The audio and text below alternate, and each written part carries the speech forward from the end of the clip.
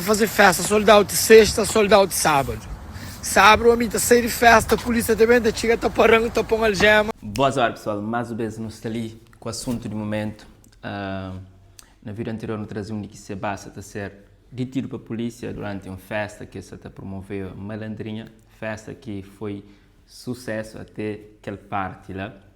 E se bata fala de inveja da Flama Sexta, com o sábado e da sold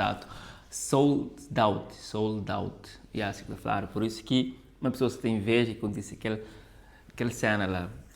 Nesse vídeo não está checa coisa que está falando. Mas antes eu dizer que é ambiente de festa de Seba.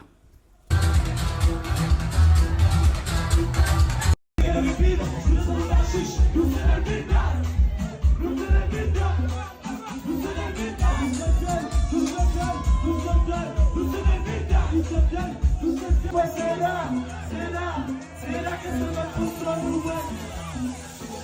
Será que essa vai funcionar? Ouvindo o encantado. Mas a vista toda, já mais falei que falei. Tudo comigo, só vi que gasta de mata, série. Xixa, bueno.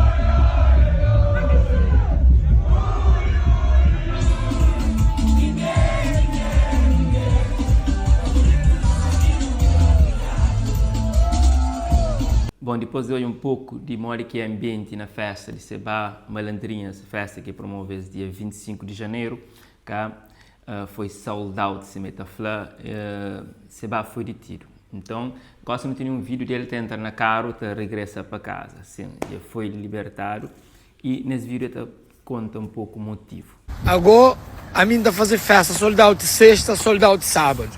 Sábado, a mim tá sair de festa, a polícia também tá chega, tá parando, tá pondo algema. Tá falando que estava na guerra. Guerra com o Sebaya. Guerra com o Kenya. Yo, ministro, que liga que tá falando de polícia chega parando. Se o meu aeroporto Seba foi uma razão que levou a ser detido para a polícia foi porque eles alegam que estava até guerra, estava na briga, assim, e está falando não. Então, aquela que é a versão, se vai ser livre para a alegria de seus fãs, cá. No comentário, nós falamos que nós estava naquela festa lá e qual é? Eu bom de festa, eu gosto de uma festa, eu gosto de ambiente de festa e eu alguma festa, quando disse algumas coisas que capaz de direito, deixa-me saber no comentário. Nós fica direito no próximo vídeo do Sapali. One love.